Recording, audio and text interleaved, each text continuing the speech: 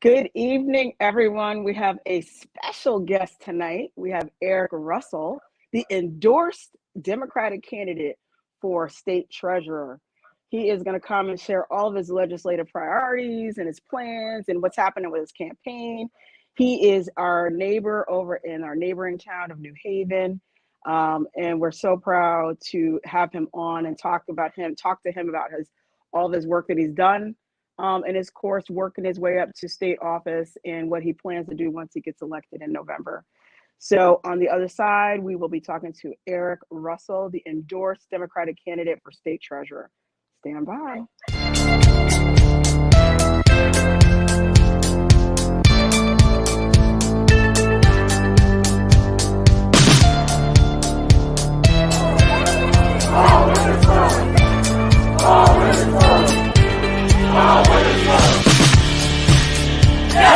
Let's go! Ho, ho!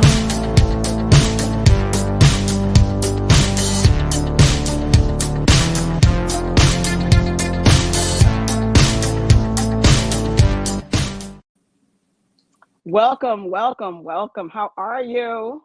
I'm doing well. How are you, Rhonda? Awesome, awesome. So happy to have you here this evening. You are the endorsed candidate for the Democratic position of state treasurer. We were just talking on the backstage before we got started about how at the convention, obviously, our whole crew here in the 8th district, the 1st district, the 3rd, the 5th, all of us were supporting you for nomination at the convention. And then when the first tally of votes came back, we were all like jumping. We were all jumping. I got a picture of the screen. And then they did the second round, and then it came back again, and then that was it. And it just was so great when you made your speech. I have it all. I actually videotaped it. It's all on our YouTube channel. That we were so proud to, our neighboring, you're right over in Westville, and we're here in Hamden, that you accepted the nomination from the Democratic Party, and they were chanting your name. They're like, Erick. So you got to tell us what that was like, because I was out in the audience. So tell us what it was like up on stage that day. No, I really appreciate it. And first of all, thank you for having me on, and thank you for all you do in the community and with your platform, really getting the message out to what's going on in community and educating people around the state about what's happening. So thank you for that. And thank you for your support. I mean, like I said, it was surreal in many ways. It was being a first-time candidate, first time running for office. I've obviously been involved in politics and in government for some time.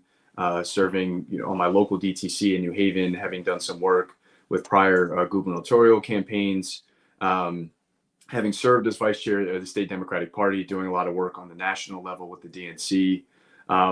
But it's different when you're at the center of it sometimes. And we are really proud of the campaign that we built in a very short period of time, thanks to folks like you and Justin and so many around the state that really jumped on this campaign from day one, supporting it, understanding that, this isn't about me, but that this is really about building something that's a little bit different. And I think there are a lot of folks about seeing some generational change, seeing some new faces involved in politics, seeking office, and people from communities like ours, right?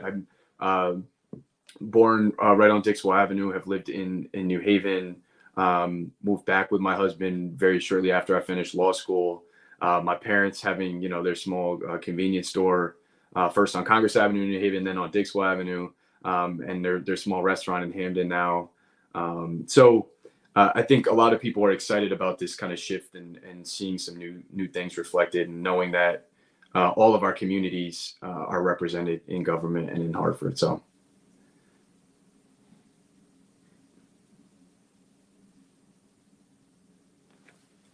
I think we lost Rhonda here. No, I'm here. Here we go. I'm telling you, we've been having some technical difficulties all night. That's all right. We'll work through it. Yes, but I was so interested. I didn't know your parents had a store here on Arch Street. Is it a restaurant or is it a store? Yeah, it's a small restaurant. So my dad, I grew up. My parents, when they first moved here, my dad was a paratrooper in the Army, originally from Tennessee. And he was stationed in Germany toward the tail end of his career, where he met my mother. And they moved here, landed in New Haven. In large part, my dad had a friend here, and didn't want to move back south, being an interracial couple at the time. And so with what little resources they had, they started a small convenience store on Congress Avenue. And that was the store I grew up working in. We were there for quite some time, and then we opened People's Choice there on Dixwell and Bassett, which was their second store. Grew up working there. And then my dad just fairly recently opened Harold's Restaurant. And it's a lot of Southern cooking, a lot of soul food, you know, being from the South. That's home for us with food. So he's been there for a little bit. Ronnie, you're on mute. Tell us about your campaign. Tell us about what's happening right now. What are your legislative priorities as state treasurer now? I mean, a lot of people don't even really know what that position does. We know it exists, but what do you guys do, and how is your campaign coming along? Sure. So first of all, I think, yes, there's a lot of responsibilities under the role of treasurer, and it's a really important job, though I agree with you. I think there are a lot of people that don't know exactly what the role entails. But it's ultimately about making sure that we are fiscally sound as a state. And part of what I've viewed this campaign as is obviously the technical piece, the making sure that we are doing right as far as the fiscal health of the state. But I also think it's really important that we're looking at providing opportunities to make sure that there's prosperity for all of our residents. And, you know, Connecticut, we're doing very well fiscally under strong Democratic leadership. We've seen our state really take a turn. Balanced budgets, 4 balanced budgets now, record surpluses, huge contributions to our unfunded pension liability, which has not happened in decades.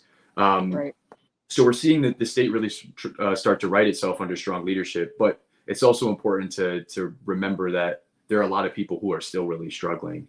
And that success, that financial success has not worked for everybody. And so my goal is really to bring that voice, being someone who grew up in a family that really struggled to make ends meet, grew up in a community where hardworking folks were really just trying to do what they could to get by. I think we need more of that voice reflected in Hartford, and that's what I hope to bring. So from that lens, you know, there's several issues that I'd like to take on here. There's responsibilities of obviously managing our state's pension funds, which is about $45 billion. It's money that hardworking state and municipal employees and teachers and retirees have paid into the state, right? And are counting on that money being there for them when they need it most. And so that's one of the critical roles. It's all of our debt management and investment, which is a lot of work that I do every day through my professional career.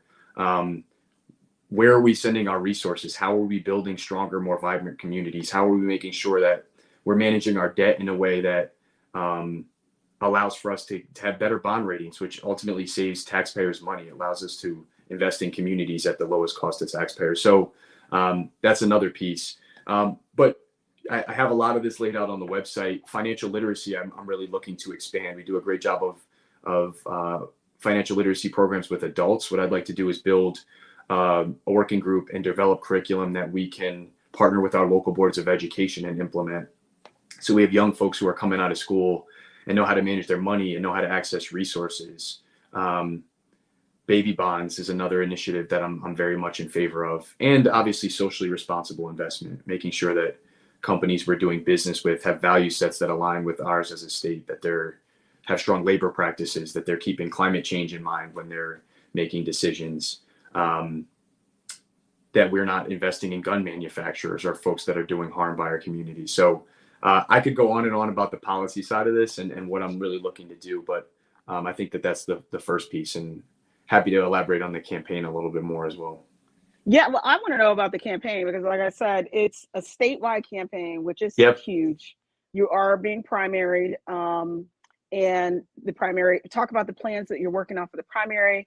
Do you need to raise any more money? Did you qualify for the CEP funds? Do you need help? Do you need people to knock doors, make phone calls? Do we need to rally the troops? Yeah. So listen, our campaign is running very strong. We've been, so as you mentioned in the opening, we had incredible support at the convention. We had support from our largest cities to our smallest towns, from labor, from every corner of the state. And I think it shows, it's a testament to this campaign and that people are really excited about something new. And we've continued to build on that since the convention. So we were able to raise our money very quickly. So we've qualified already. We've been up on TV. We have our ad rolling. We're running a mail campaign.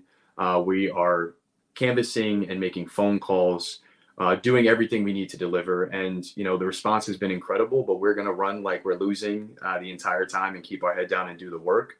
Would love to have more people on board. We can sign up to volunteer on our website. But really, it's about getting our message out to voters. And it's also that, you know, this isn't at the forefront of everyone's mind right now. Everyone's enjoying the summer. You know, unfortunately, people are not as focused on this as maybe they should be. And so the biggest thing is going to be making sure that we're driving turnout and getting folks to the polls on August 9th. And we'll continue to do the work there. The other piece that I'm really proud of with this campaign is the endorsements that we've gotten, because I think it shows the broad base, I think, of support that we've had. We've had people like former Lieutenant Governor Nancy Wyman and Speaker of the House Matt Ritter, and Robin Porter, who have come out like right from the beginning and jumped on our campaign and have really been such a huge resource.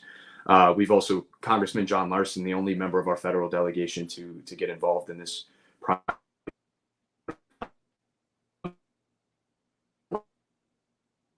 And it's hard to get folks to get involved in a primary. That's very hard. Yeah. We're one out of our treasurer and Joe, who we're talking about this needed to make sure that Thrive is physically sound. No one knows that better than people who have served in this role. Eric, I think you're breaking up a little bit. I think you froze up on us. You might have to refresh. All right. The internet is so taxed because everybody's in the house today because it's too hot to go outside. Sorry. Stand by, everybody. We're having internet issues. We want to make sure we hear our candidate Russell, because I know he's letting us know some really good information about his campaign.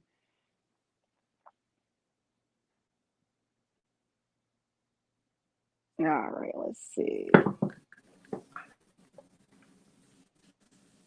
All right, I think you're back. How's that? That's better. Okay. Sorry about that. Because you were breaking up for a little while there. I was like, uh-oh, he's breaking up. You know where I left off? No, I couldn't. You left off. You were telling us about your campaigning.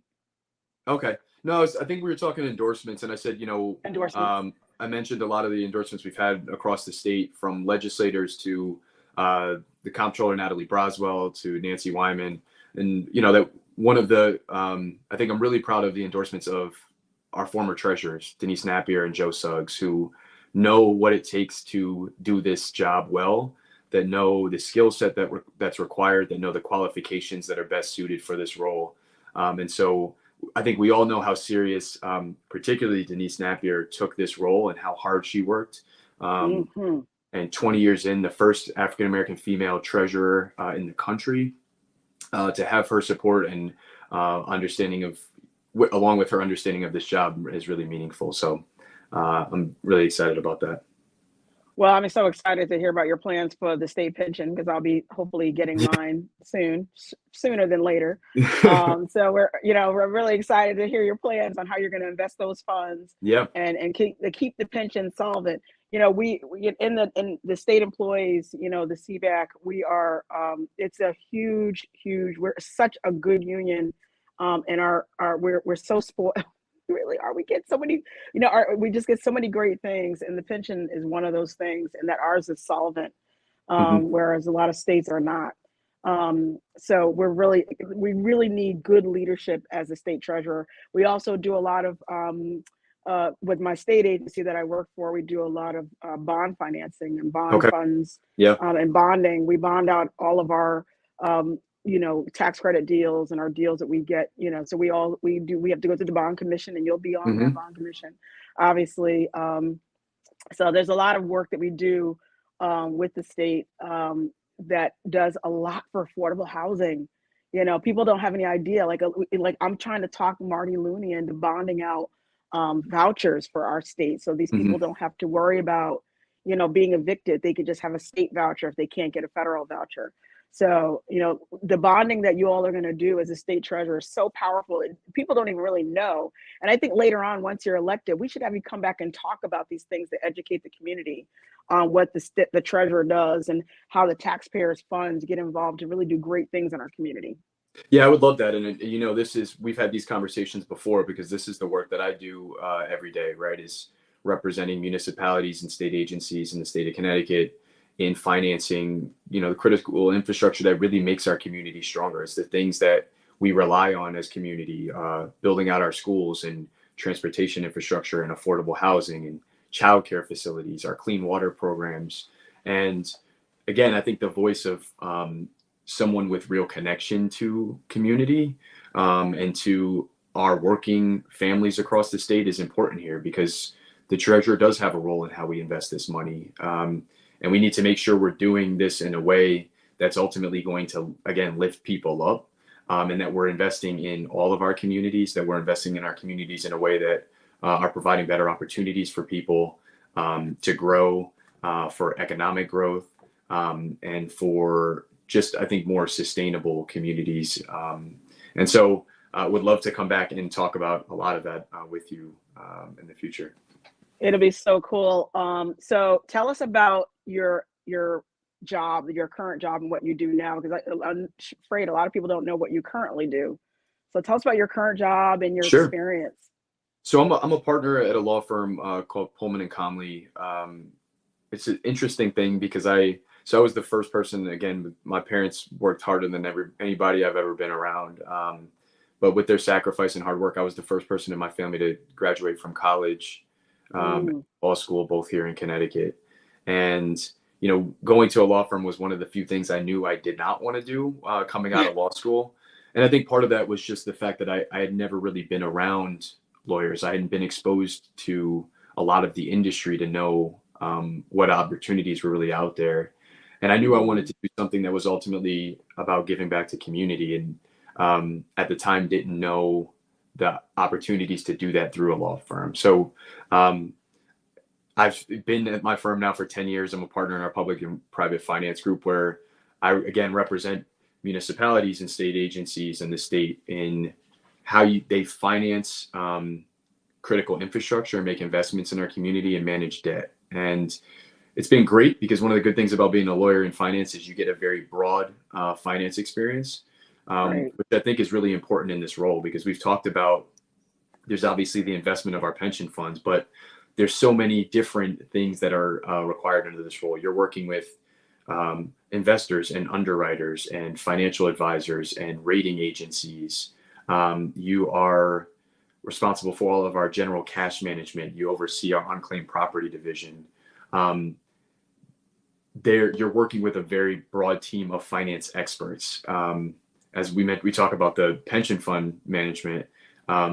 You're working with the chief investment officer. You're working with the investment advisory council. You're working with outside investment advisors. A lot of this work, it's things that I do on a day-to-day basis now. And so I'm excited about being able to bring that experience to this role, combined with my perspective, to really make sure not only are we protecting our assets and growing our pension funds, but that we're also keeping working families in mind as we're doing all of this. So that is totally cool. And it's totally, like you said, you're already doing it now.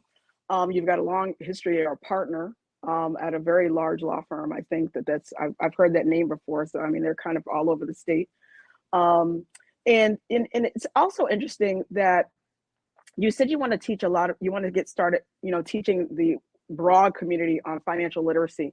That's a big problem, especially in the Black and brown community. Yeah. Black folks traditionally just don't understand about investing, and that you can get involved even on a small level, even understanding how 401ks work, and things like that. So, I mean, even I cannot wait until we can get someone in that seat with that type of like a lived experience, you know, in dealing with the community, and be able to take their experience as the state treasurer and put it down to a more granular level for the community to understand, and then how we can get involved. And I love, you know, the Connecticut Higher Education Trust. That was awesome. Yeah, That was an yeah. awesome plan. And to see more like that, where, you know, regular working people can get involved. No, I think it's great. And I think, you know, I mentioned kind of bringing this up with in curriculum, because I think what we need to do is start to normalize these conversations, right? And have, I can tell you, as the first person again to go to college, when I was applying to schools, I wasn't thinking about how much the school costs necessarily. I wasn't thinking about how long it was going to take to pay off some of this debt. It was probably in college when I started to realize some of the avenues to cut down on cost, right? And what that was going to look like. But I came up where it was like, it was a thing for me to go to college, right?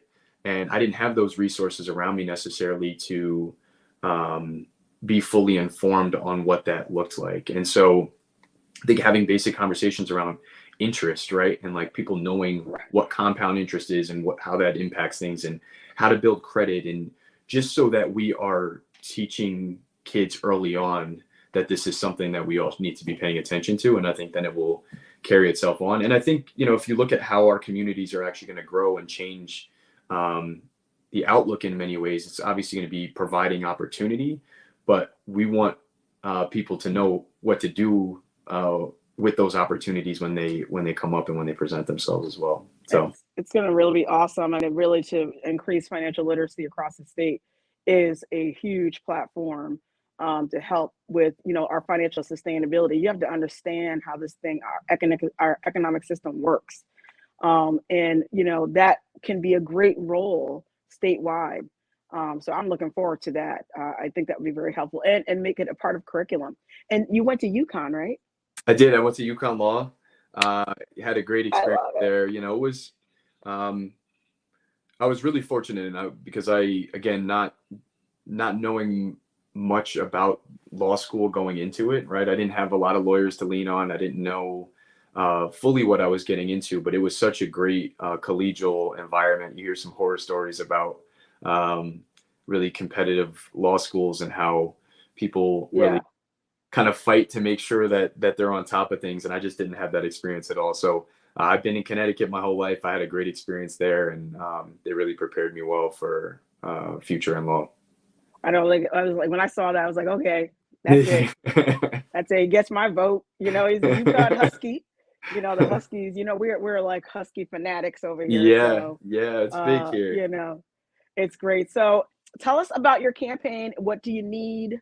How to, you know, if anybody wants to get involved, how do they sign up? Do they go to your website? Tell us more about that, so we can, you know, whatever support you need, we can get the help out there.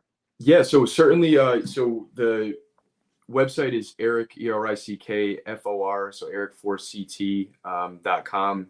There's links there to sign up to volunteer. There's also more detail about our platform and news that we have kicking around, and endorsements. So I think the biggest thing right now would be folks being willing to volunteer and jump on the phone and do phone banking, which we're doing very regularly.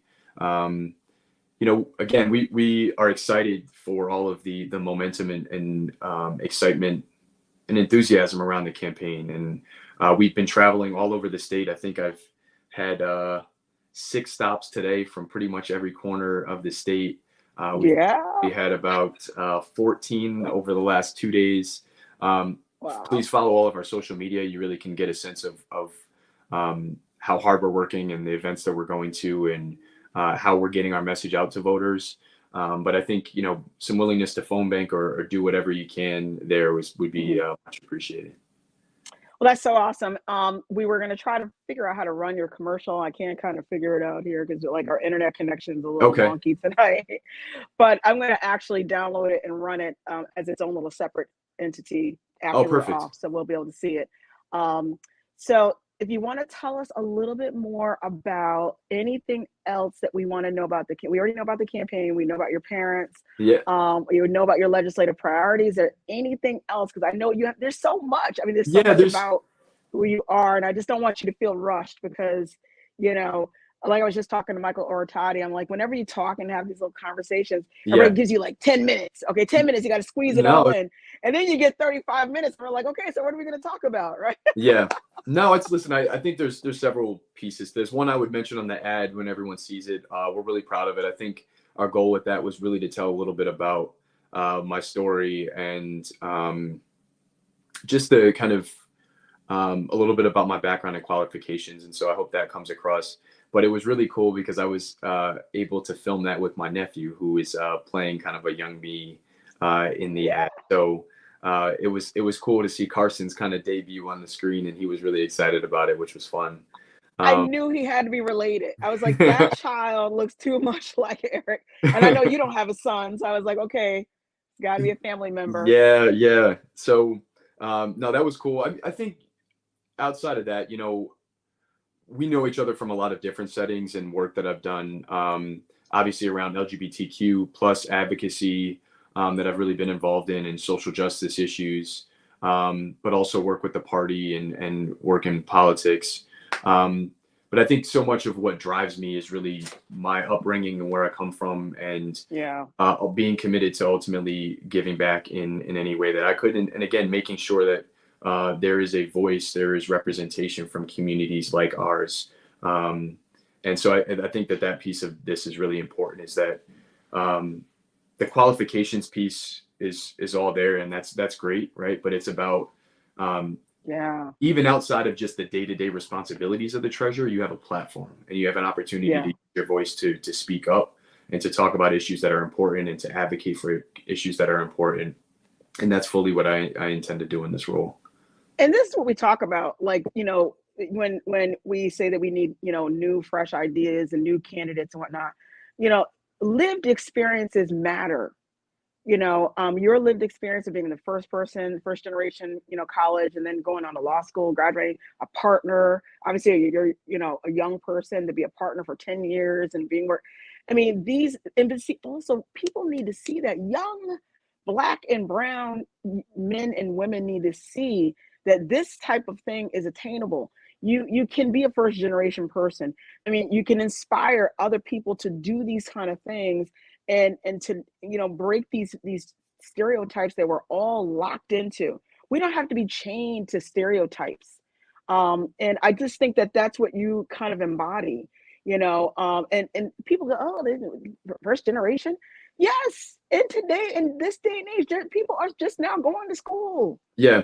No, and listen, I don't think that that's the only path, but I do think that it's important. And I've had many people along the trail talk to me about the fact that, right, like me being represented in this campaign, or me having this opportunity, me getting this support is meaningful to them, because it's a realization for them that they have those opportunities in the future too. Or people were saying, my kid saw your commercial and said, this is something that I could do.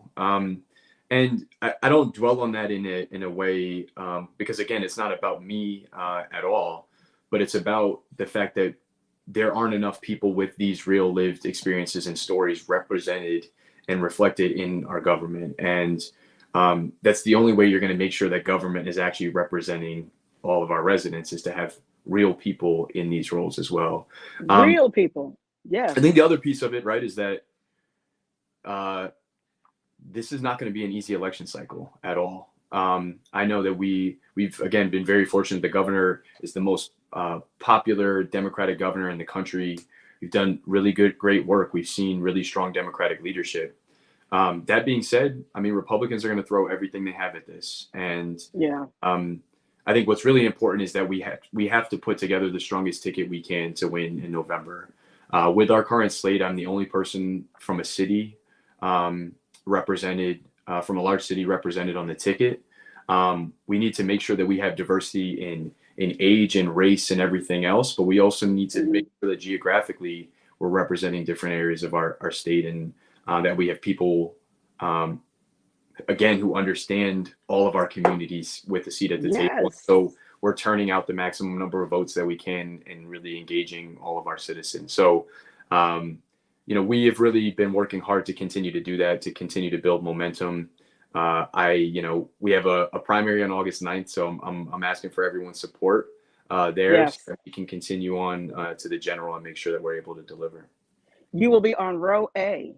Yes, row A, row You A. will be on row A. I from a person who ran on row C, I'm telling you, row A is way better. And that's why it was so important for you to win at that convention, and you won handily. And I was very, like I said, I kind of got goosebumps myself because that whole crowd, we were all kind of like, watching this whole thing, your whole turn into politics unfold right before our eyes. And then at the end, when you were up there with the whole ticket, with Governor Lamont and Lieutenant Governor Bicewicz and Stephanie Thomas, who's amazing, and she's going to be on next Sunday to talk with me, which is, we're all excited to hear from her. It just was, I'm getting goosebumps now thinking about it, because like, this is awesome. Like, Connecticut, as much as we are a blue state, we're a very conservative type of blue state. So to be able to have that kind of diversity standing up at that podium at that time is powerful. And my daughter, my 13-year-old daughter was able to be there to watch this, so it's so powerful. I know you don't, I know you're saying it's not about you, but it really is. She wants to go to law school. Mhm. And, and I always talk about how, when she gets to be this age, I might be the one introducing her one day up on that podium. Here's Yeah. my daughter. She went to law school and she wants to now be whatever. And we have to see things that we can aspire to be. Little Black and brown children, women, men, LGBTQ, they need to see that they can aspire to these things. These are attainable goals. You can be a partner in a law firm. You can run for state treasurer. You can be the governor. You can run for president. You can be anything you want to be if you believe in it, and you believe in yourself, and you believe in hard work, and being honest, and doing the things that are all for community. And like you said, you're doing this. This is great for you, but it's all really for community. Yeah. The community, the state of Connecticut as a community. No, I totally agree. And it's, one of the most surreal moments of that was actually with my parents being there at the convention, right? Was it Because, not awesome? I'm sure they were like, crying. I yeah, would have been crying. my dad, just turned 80 this year. He turned 80 just before the convention, and he's worked his entire life to make sure I had opportunities he'd never had. And for him to be there in that moment, just knowing it was the same thing for me with law school, it was really cool. It would be one of my biggest kind of idols and political just giants was John Lewis. And he was actually my commencement speaker for law school graduation. And again, to sit there and see my father watching John Lewis at his son's law school graduation was just knowing how proud he was, knowing what it meant to him, knowing that all the work that he put in, he felt like it was worth it, was huge. And I definitely felt the same way at the convention. And again, there's so many, young people that I think are just excited about the opportunity to see some of these things change a little bit and see some new faces involved. And so it was very exciting. Oh yes, it really was. And like I said, I have a bachelor's degree, I have a master's degree from University of New Haven in public administration. And I've been a public servant almost 30 years now. I've been, doing affordable housing, because I am a firm advocate that we should have no homeless people in the state of Connecticut or anywhere in our country, but definitely not in what the fifth wealthiest state in the union. We shouldn't. There's more than enough resources here to prevent that and to eliminate that completely. So I'm so excited that we are like the ticket is so filled with just regular folk. Like I said, people who already know what life is, have had to work, and know what the struggle looks like, and having to be disciplined and do all the things that we have to do to try to find success. And so I'm just so excited that we can continue to have that on the ballot. And we're so looking forward to it. We can get past this primary and get on to the general election. And we'll be looking for you on row A. Thank you. Awesome Thank row to you. be Thank on. you. I appreciate awesome it. Row. Yeah. It's the awesome row. I'm telling you, I've been on row C. It's hard. I appreciate it. But if there's, like I said, if there's anything else we can do, and also let's talk more about coming back once we get past the primary, which we Sure. believe we will. And then let's talk some more about the general election, rolling out the plans for, when you get elected in November. And then we can talk more, because I really want to hear more about, that financial literacy piece, especially for young people, especially in the economy. I mean, do you see this inflation, the highest in 40 years? Yeah. We're heading for a recession. We need to explain to everybody what that means and what we need to do to prepare for that. There's a way to prepare for that. If we get into a recession, how do we prepare for it? And that's a big part of the financial literacy that our community needs to know.